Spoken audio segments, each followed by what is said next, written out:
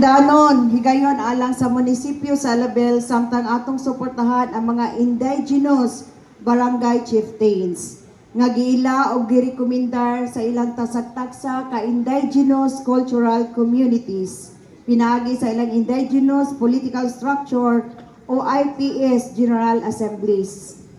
Subay sa Indigenous Peoples' Rights Act of 1997 o Republic Act No. 8371 sa Sarangani IP Code of 2019 o Executive Order No. 10 Series of 2026, gipakita niini ang proseso nga paghatod sa katungod sa atong mga lumad sa pagpadayon sa ilang kaugalingong tradisyonal nga pagdumala o pinaagi sa paghimo og mga desisyon subay sa ilang kultura o mga naandan.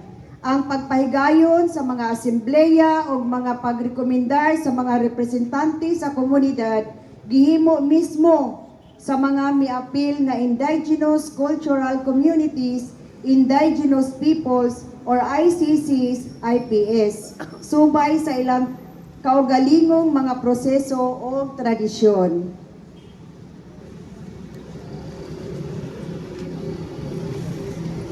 Ang munisipyo sa Alabel nagpasidungog o naghatod sa katungod sa atong mga indigenous peoples sa pagpadayon o pagpalig-on sa ilang kaugalingong indigenous political structures. Subay sa balaod sa ilang naandam nga kostumbre o sa mga may kalabutan nga regulasyon sa gobyerno. Niining higayuna dako na akong kadungdanan nga ipaila kaninyo ang atong mga tribal chieftains nga nakapasa og nakandak og General Assembly sa matag barangay.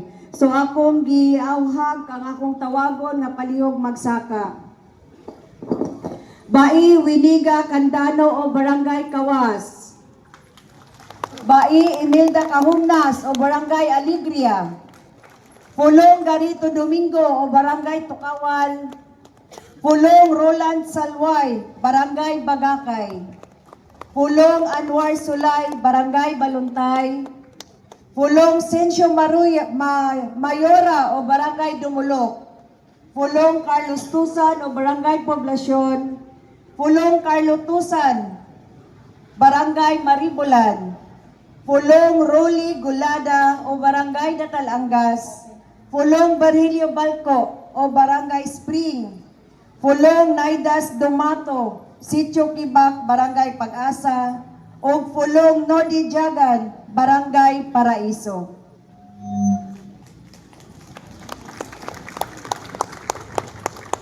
Sa atong mga tribal chieftains, among kinasing-kasing nga gipasalamatan o gikalipag inyong pagdawat sa responsibilidad sa pagpangalagad sa inyong komunidad.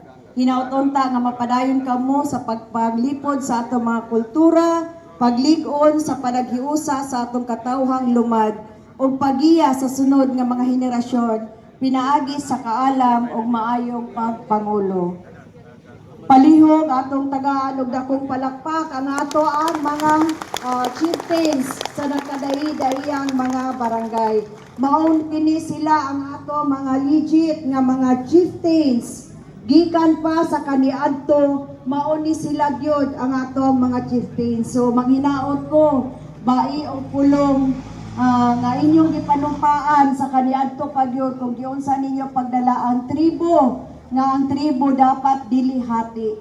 Dapat ang tribo buo para sa kalambuan sa tribo, dili lang sa tribo pati sa ato sa Christian.